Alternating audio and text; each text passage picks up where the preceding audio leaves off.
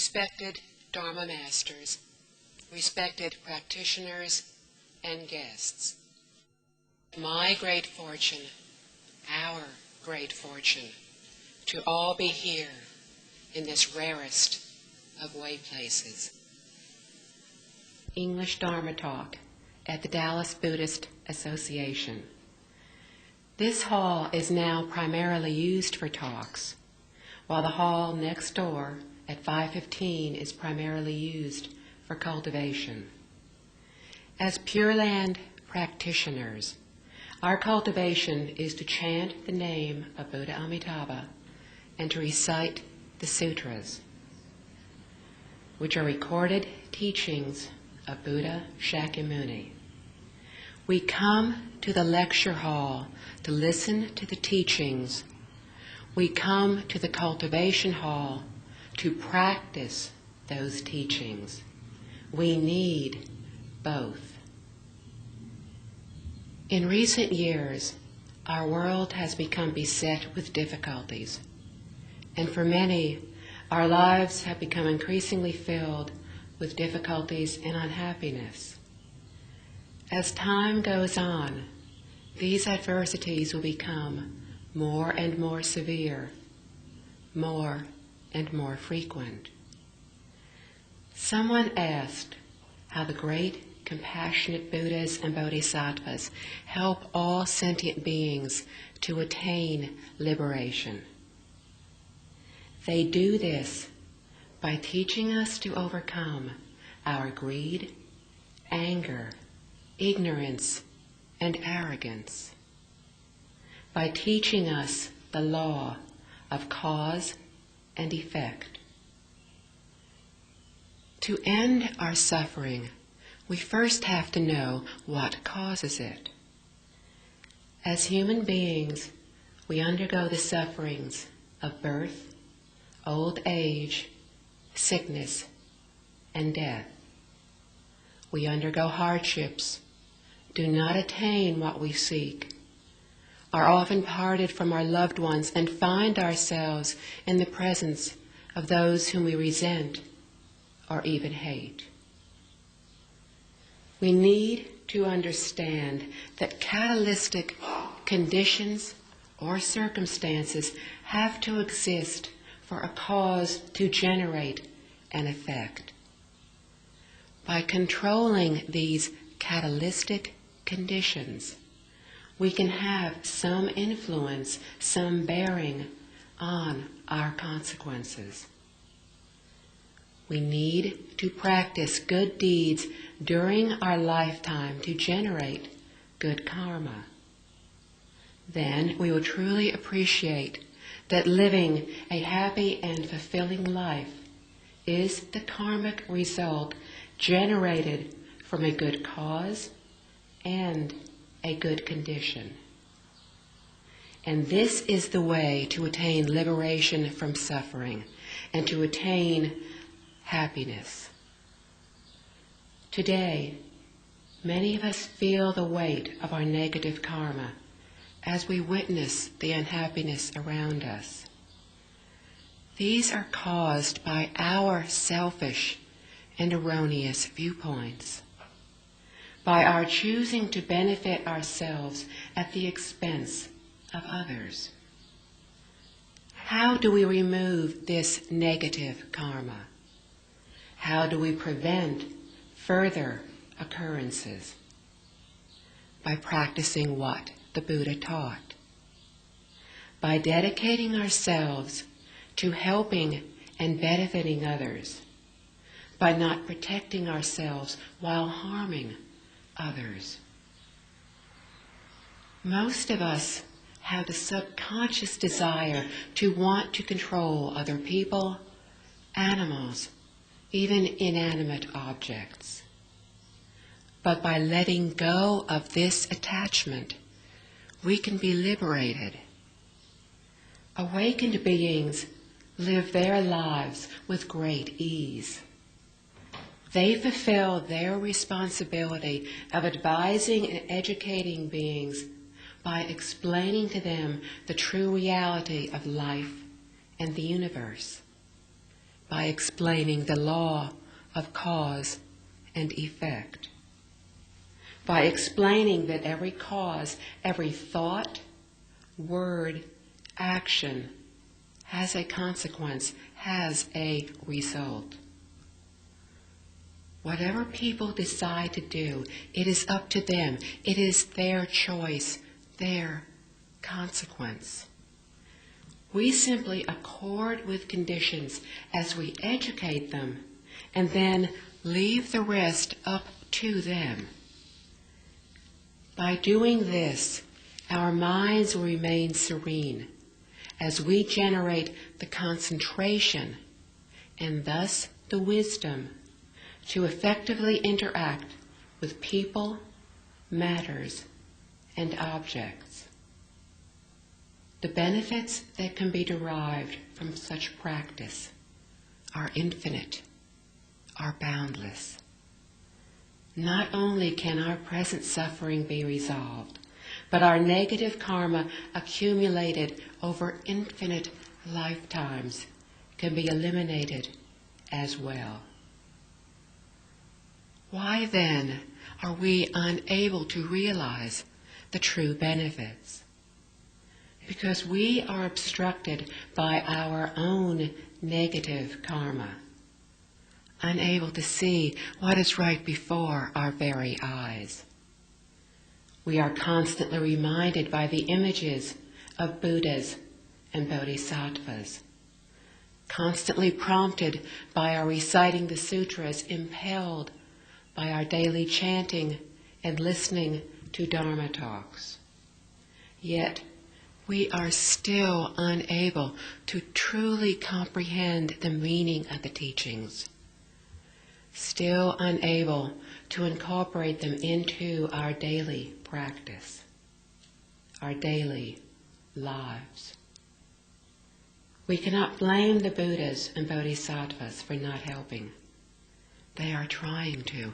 We are not listening. We have a wondrous and rare chance to encounter Buddhism, which is about to slip through our very fingers. To be born as humans who are able to hear the teachings is a very rare opportunity. It is one not encountered for millions of years.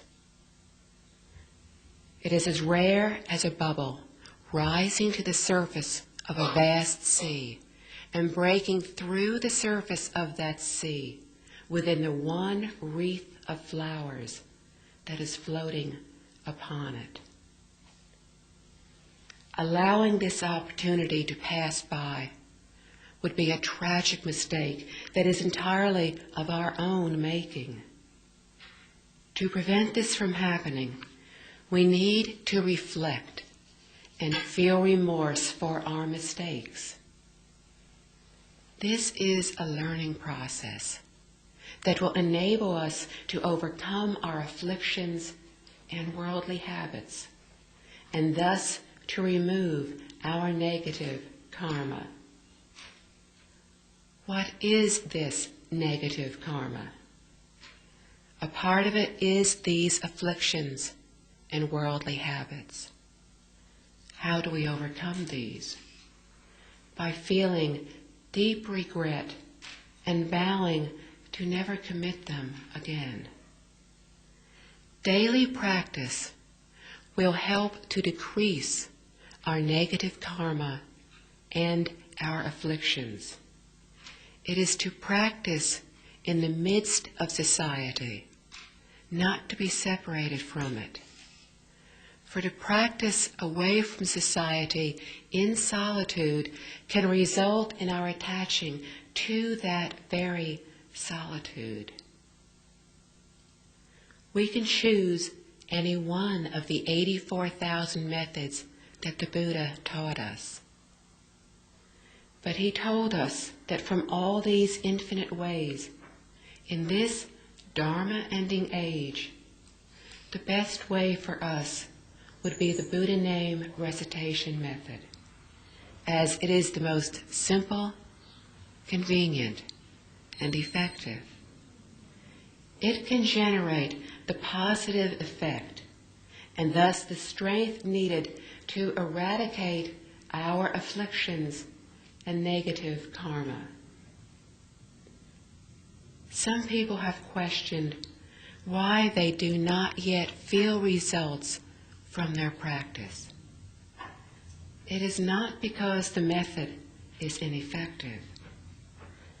Some practitioners have achieved remarkable results and successfully eliminated their negative karma. If we are not feeling the results, it is because our daily practice does not yet accord with the teachings. In other words, we are doing what we are advised not to do instead of doing what we are advised to do. For example, are we refraining from killing any living creatures? Are we refraining from stealing, which is simply taking anything that we do not have the permission of the owner to take? Are we refraining from committing the misdeeds of stealing, lying, sexual misconduct, abusive language, bearing tales, seductive words, greed, anger, ignorance? We would do well to follow the teachings. This will help to decrease our negative karma. Our daily practice and our goals need to accord with the principles in the teachings. Recitation of the sutra reminds us of these principles and of our need to accord with these teachings. It is important that we remember our goal, which is to decrease our negative karma. For some of us here, this can be accomplished through reciting sutras or chanting the Buddha's name. For others, it could be reading the Bible, the Quran, or other sacred text, or singing hymns, or praying, or meditating. Our goal is the mind of sincerity, purity, equality, compassion, awakening. Our mind will be able to solve these problems when it has attained these, but only when it has attained these. Our problems cannot be solved by physical force, by war. They are solved with gentleness and loving kindness. It is in our best interest to be rid of the desire to control all beings, animate or inanimate. For trying to control will only result in our committing further transgressions, thus generating more negative karma. No one can truly control another. History provides us with many examples of those who tried and failed. Hitler's invasion of Europe, the Japanese invasion of China, the Russians in Afghanistan, the United States in Vietnam, all failed. On the other hand, the work of Venerable Master Jing Kong in propagating Buddhism throughout the world, especially in China, where he freely distributes tapes and books to teach people to practice good deeds, has resulted in more than 20 million people listening to the teachings. He did not have to spend much to obtain this kind of result. Instead of countries spending huge amounts of money on warfare, They could have spent the money on caring for and supporting people. In this way, they would have peacefully and easily won them over. Or they could have used the money to educate their own citizens, to help them out of their difficult times, to teach them how to be self-sufficient. They could have paid more attention to internal needs instead of interfering with external affairs. Our every thought needs to be benefiting all sentient beings. Not only in our behavior should we never hurt any sentient being, but we should also never even give rise to a single hostile thought or say anything that can cause distress to others. If we can truly follow this teaching, then in our daily lives, no matter what we do, there will be great goodness, great gentleness. And this is the way to truly influence people with loving kindness and compassion.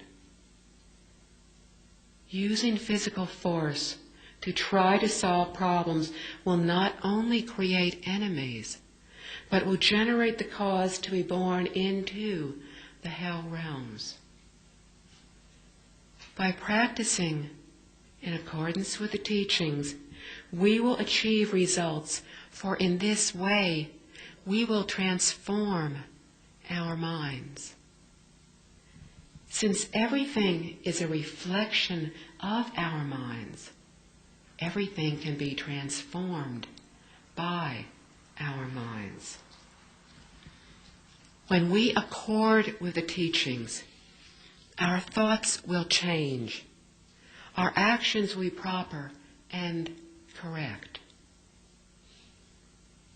We would do well to let go of selfishness, to only have thoughts that benefit others. Instead, we are wrapped up in our own concerns, thinking only of protecting the interests of ourselves, our group, our country. This way of thinking has led to quarrels among people, feuds among families, wars among countries. It has led to massive damage on both sides, the tragic loss of lives, the excessive monetary costs, the disastrous destruction of land, the final destruction of friendships and peace, and the grave consequences incurred due to the law of cause and effect. The karma that we create when we are dying is very strong, overwhelmingly so, as it helps lead us to our next lives. When people are killed in wartime, their last thoughts are of all-consuming fear, pain, hatred, revenge. Imagine a world where millions of beings have the prevailing emotions of hatred and revenge. Our complete lack of concern for the plants, living and non-living creatures of our natural environment has resulted in the destruction of our environment. Ultimately, it is we ourselves who suffer for this negligence and lack of compassion. We are all one entity, one being, all interrelated closely with one another. Everything including us, arises from the coming together of causes. So to harm others is to harm ourselves. Once we truly comprehend this, we will have no more problems. Being overly concerned with our own interests and those of our group and country is the root cause of all misfortunes and adversities. Taking care of this problem solves everything else. When we practice accordingly, with proper and caring behavior, we will see an increase in our good behavior, an increase in our good karma, and a decrease in our negative karma. In turn, our suffering will be reduced or eliminated. In other words, we will experience a favorable change in our circumstances. When we give rise to a single bad thought of inequality, we turn a favorable situation into an unfavorable one. However, with one single thought of equality, the Buddha realm will appear in that moment. When we give rise to one thought of the Bodhisattva way, the Bodhisattva realm will appear in that moment. Likewise, with one thought of greed, anger, ignorance, or arrogance, our lives will become unmanageable and unsettled. However, with one thought of purity, our lives will become peaceful and tranquil. Thus our lives here will become the Western Pure Land. Our lives are very short. However, we are unbelievably fortunate to have been born as human beings, able to hear the teachings, able to learn a little of their profound teachings, able to understand a little of their profound, their incomparable truth. The law of cause and effect is unchangeable, is permanent. We reap what we sow. By sowing good causes, we reap good consequences. By sowing bad causes, we reap bad consequences. Even Buddhas, Bodhisattvas, and heavenly beings cannot alter this reality.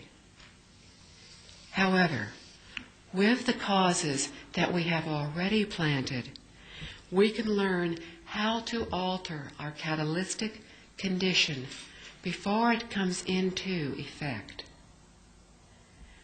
We need to refrain from committing any more bad deeds and to commit more good deeds to distance ourselves from adverse conditions. In some cases, this can reduce or eliminate our negative karma. And in this way, we can control our consequences, transform our environment, and change the direction in which we are currently headed. We are learning of more and more prophecies that speak of upcoming disasters, even of the end of the world. These prophecies also tell us that these disasters could either be delayed or even prevented if we replaced our incorrect ways with those that are proper, with those that are good, that benefit others and not ourselves. But if we do not turn back now, then it will be very hard to avoid them. It is crucial that we understand that using physical force cannot solve problems. For even if we totally destroy a country, even if we detonate enough bombs to wipe out the face of the earth, it will not solve our problems. We cannot waste this opportunity, but need to cultivate in a sincere and diligent manner to apply the principles with unselfish thought and behavior, to be good, to be warm, to be sincere, to put all our efforts into helping others. In this way, all that is good will come our way. Buddha Shakyamuni told us of 3 cataclysmic disasters and 3 lesser disasters in this world. The cataclysmic ones are comprised of fire, water, and wind. The Flower Adornment Sutra tells us that disasters of fire can burn up to the first meditation heaven, one of the 28 levels of the heavens. This is the highest realm that a fire can reach. Fire is caused when ordinary people feel jealousy, feel hatred. Since this first meditation heaven is still subject to fire disasters, we know that even these heavenly beings have not completely suppressed their anger. They have cultivated the 4 immeasurable hearts of loving kindness, compassion, joy, and letting go. But even the cultivation of these 4 hearts cannot effectively suppress their anger. Thus, they are still subject to fire disasters. Beings in the second meditation heaven have conquered their anger, since they did not give rise to any thoughts of hatred. So this heaven will not suffer from fire. However, it is still subject to flood disasters which can completely submerge this heaven. Where do floods come from? From our greed. Having attained deeper concentration than those in the first and second heavens, the beings in the third meditation heaven will not suffer from either fire or floods, but they are still subject to wind disasters, which are caused by ignorance. The fourth meditation heaven has no fire, no floods, no winds. Therefore, we call this heaven the good fortune heaven. The beings here possess the foremost fortune of the 6 realms. If we want to avoid or to be rid of disasters, we must sever our greed, anger, ignorance, arrogance. We should neither feel greed for worldly teachings nor for the Buddha's teachings. For to feel the slightest trace will block us from severing our mind of greed, will block us from eradicating the disasters. 3,000 years ago, Buddha Shakyamuni told us of the partial destruction of our world, which would be from war, epidemic, and famine. He told of a war that would last for 7 days and 7 nights. Then there would be an epidemic that would last for 7 months and 7 days. Finally, a famine that would last for 7 years, 7 months, and 7 days. In the past, it was difficult to imagine how a war could last just 7 days, but have such devastating results. It was beyond imagination. But when Master was in Hiroshima and Nagasaki on a visit to Japan, he realized that what the Buddha was describing was nuclear warfare. In Nagasaki, after the atomic explosion, many people survived the explosion itself, but were infected with atomic fallout, and consequently, many of them died within the following 6 months. This was an epidemic. The radiation sickness that results from atomic fallout is insidious. It starts by destroying one white cell, then progresses gradually until there is massive cell destruction, uncontrolled bleeding, and finally, death. Anyone who is still alive at least 7 months after the detonation would have been considered as having survived the immediate effects of the bomb. For years after the explosion, there were no trees, no plants, no grass.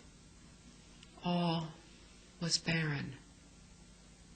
The trees and grass started to grow approximately 8 years after the detonation of the bombs.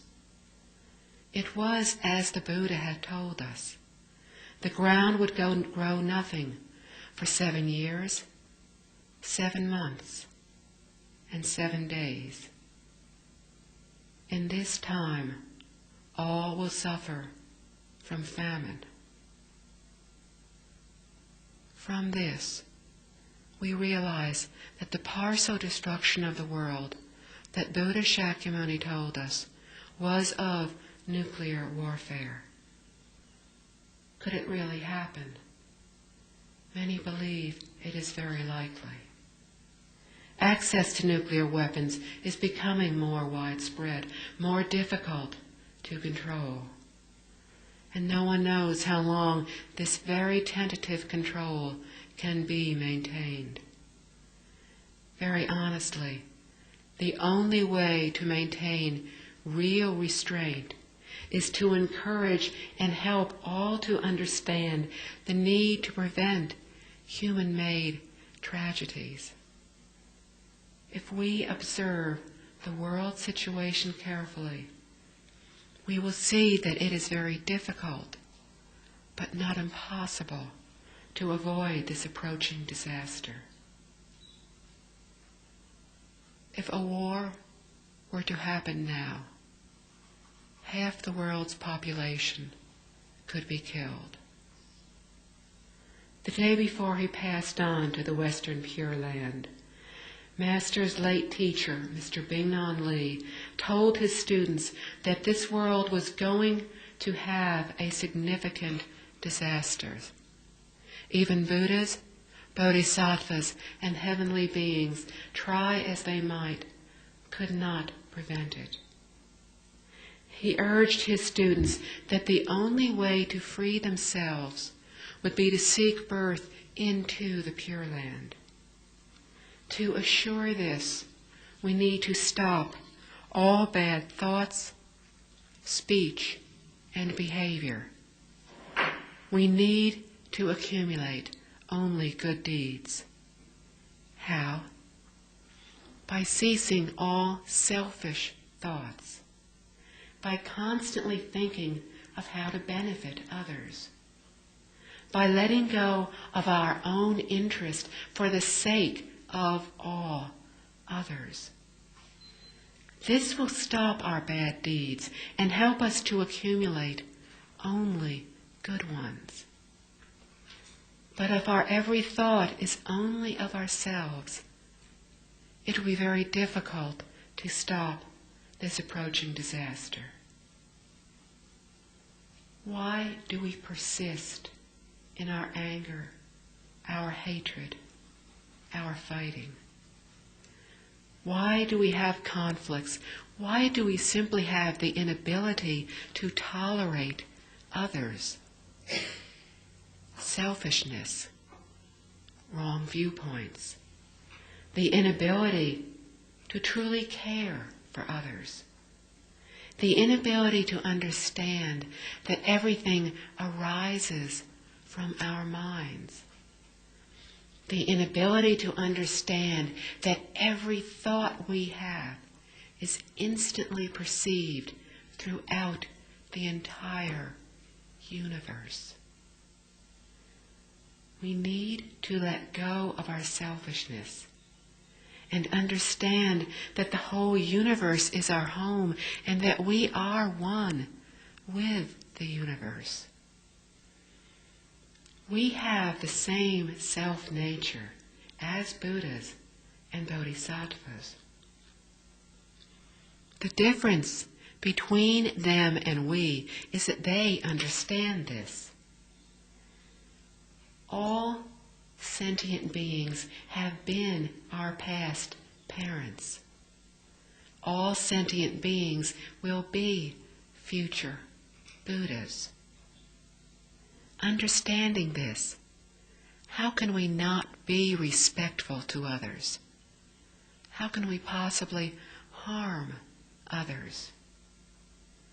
We originally had this comprehension, this great, broad-mindedness. Then why are we so narrow-minded now? We are deluded, unable to see through our false beliefs and wrong behavior. Our innate wisdom and abilities are thus temporarily lost to us. However, if we can break through this delusion, then we will be able to uncover this wisdom, for it is not permanently lost.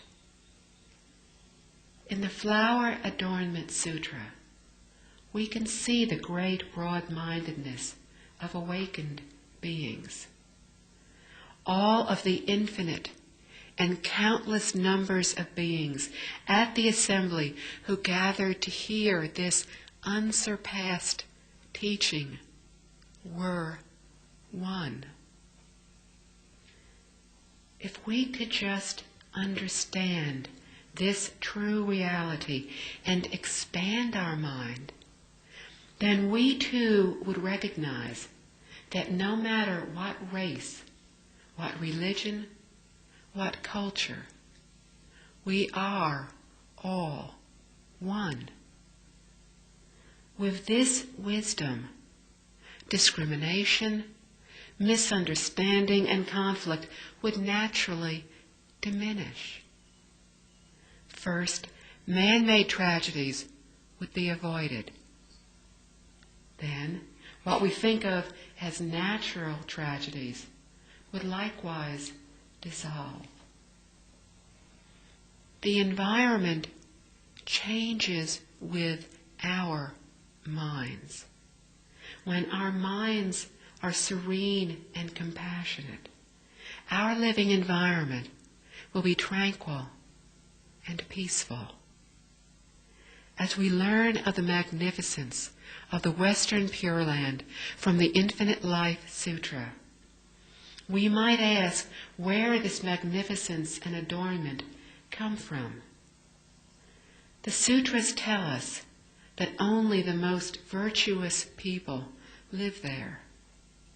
Thus, the wonderful environment is a reflection of their virtues, their minds. Today, our living environment is being polluted and destroyed. Some say the earth is rapidly becoming unsuitable for living. How did this happen? It is a result of the bad intentions and deeds of we, human beings. And this is the real reason for what is happening everywhere around us in the world today. To save our world, we need to use great wisdom to help those who are deluded to become awakened. How? Through education. All the great sages have used education to overcome ignorance. Buddha Shakyamuni taught for 49 years. Confucius taught for his entire lifetime. But how can we reach enough people to make this happen, to change what is about to happen? High technology. Once we begin to understand and awaken, we can use high technology to bring our message to other people. It is not too late to save our world.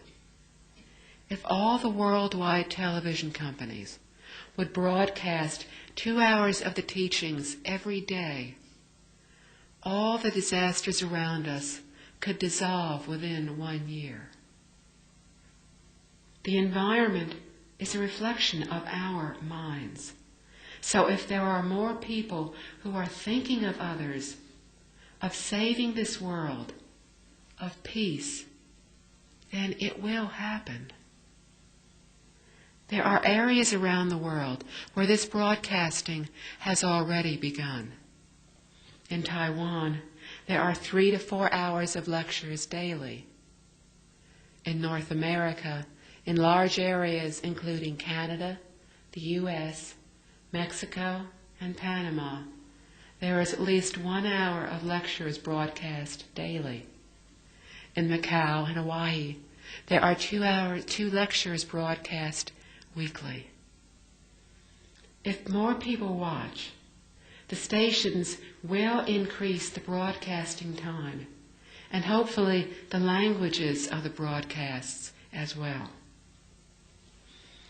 This needs to be done quickly to urge people to help to save our world. The most pressing need is to set up internet locations. From our Singapore Way place, there are at least 2 hours of lectures broadcast daily, both in Chinese and in English. People around the world who have access to a computer are able to receive a live transmission. We use the internet to communicate with each other and can answer questions during the morning talks, which are broadcast daily. Since we use high technology, do we need to build any more way places? Yes, for 2 reasons. 1, to train Dharma lecturers, and 2, to provide a place for people to come together for cultivation. But in this way, using high technology, using the internet, people around the world can listen to the lectures. But we also need to practice, to use the Buddha name recitation method. The Buddha tells us that for our times, the primary way to be assured of success in cultivation is to rely on Buddha name recitation. What do we chant?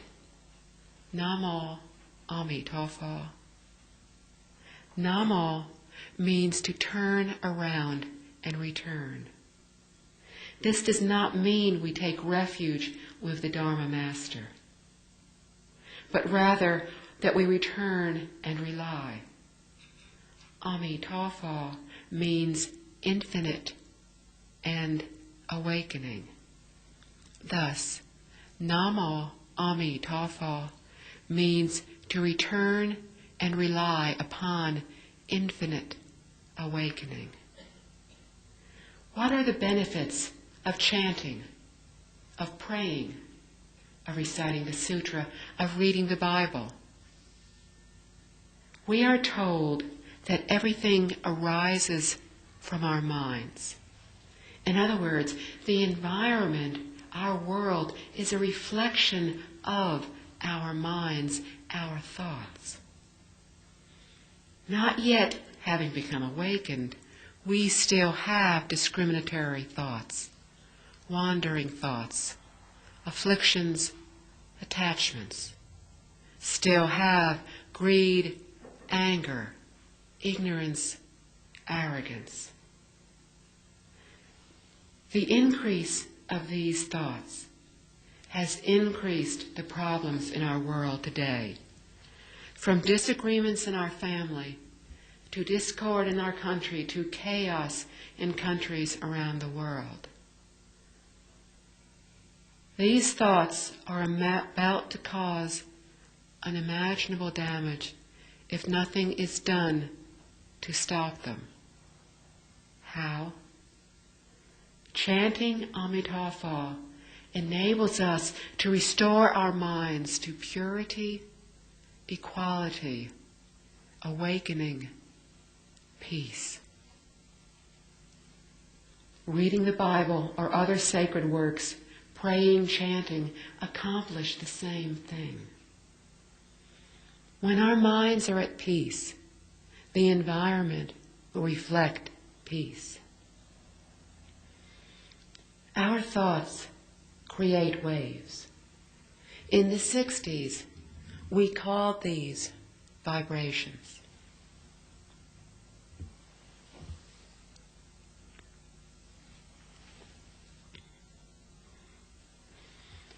What we did not realize about vibrations was that they were much more than on a one-to-one basis. They extended much farther than that. We thought of them simply on an interpersonal level, and thus we thought of them on a very limited basis. But the strength from these thought waves is able to calm the anger, greed, ignorance from others' thought waves. And in this way, we can help bring peace to our world. The principle and basis of Buddha name chanting are these thought waves. The Buddha understood this and told of them 3,000 years ago.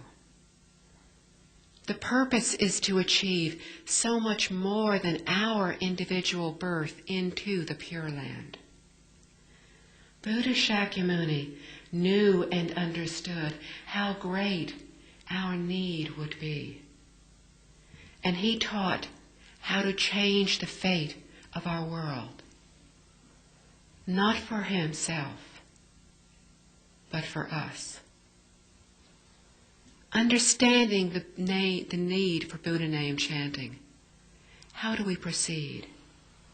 We can gather in a cultivation hall where Dharma masters using musical instruments lead the group. As we would imagine, the effects from everyone chanting together harmoniously is the most productive. But if time or the lack of a good chanting hall make this difficult, then we can simply turn on the chanting machine in our own home and chant along with it. When working, concentrate on working. When finished, start chanting. As wandering thoughts arise, pay no attention to them. When the first thought arises, replace it with Amitafa. When the second thought arises, replace it with AY-amtb. Continue doing this until we have achieved the state of one-mindedness, single-mindedness of Buddha Amitabha. We do not have to be Buddhist to receive the results from chanting. Several of the neighborhood children from here in Dallas have come by and asked for chanting machines. A person who attended a 7-day retreat is a psychologist and told us that he played the chanting machine in his office because the chanting helped calm his patients.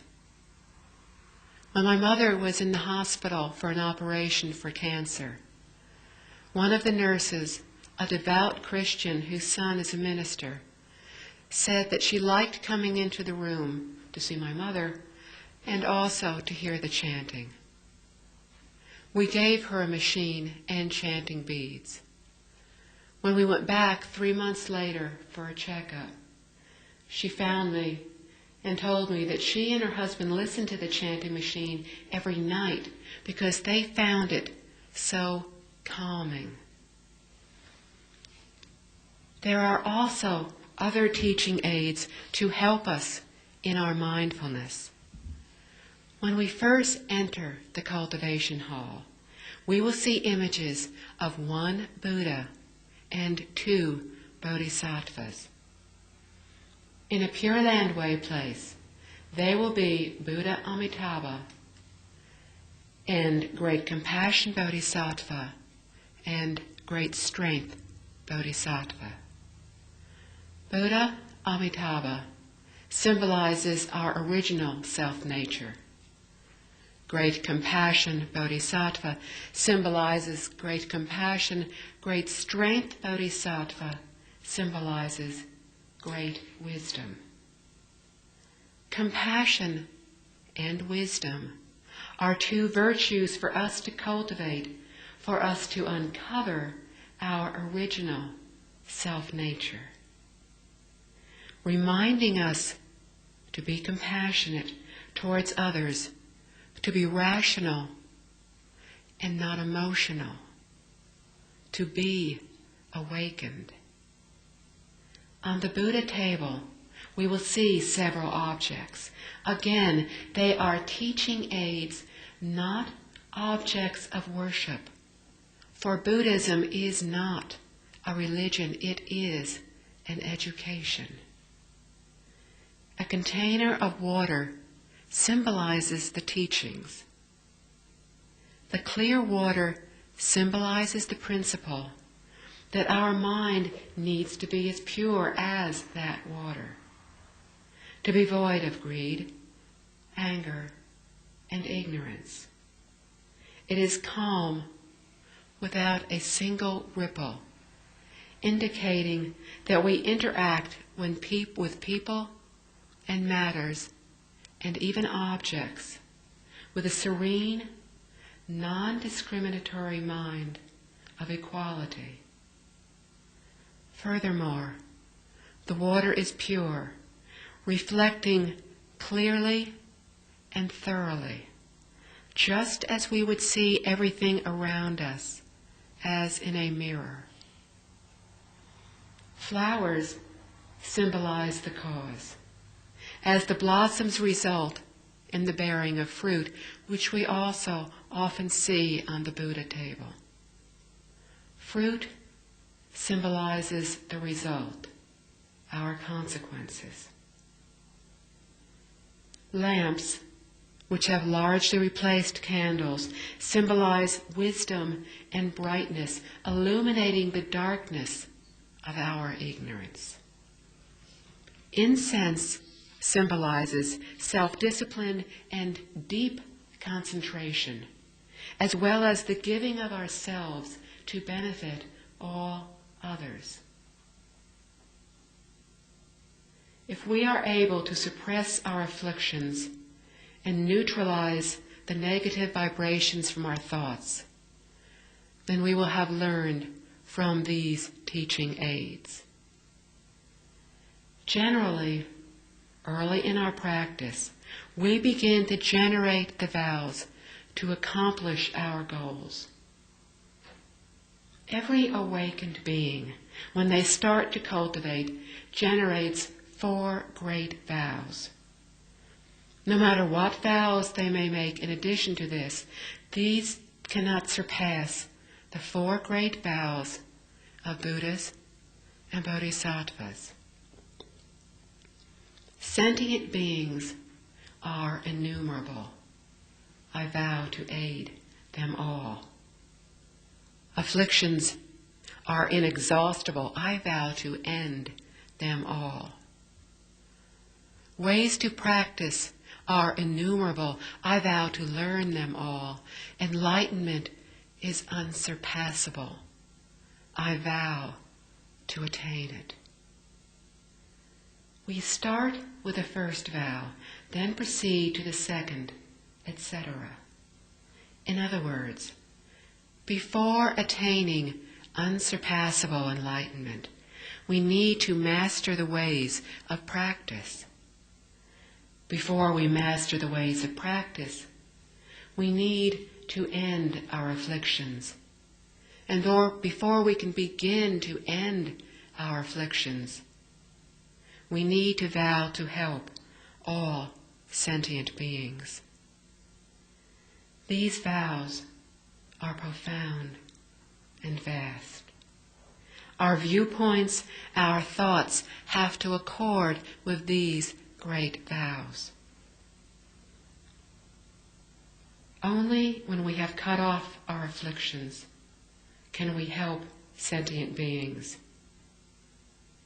Only then can we transcend the 10 realms of existence. Only after we have cut off our afflictions can we learn all the ways of practice. To be virtuous is not enough.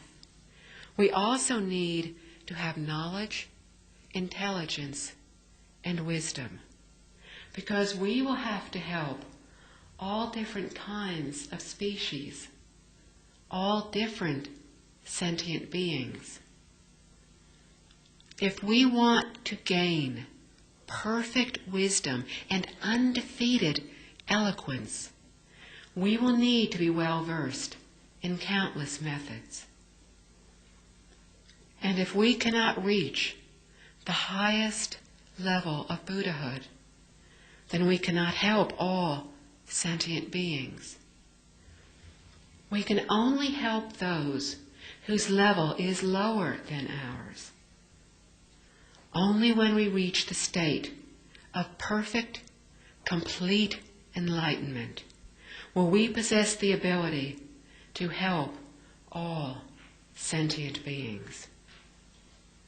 So the first vow is our original vow, while the following 3 help us to accomplish the first.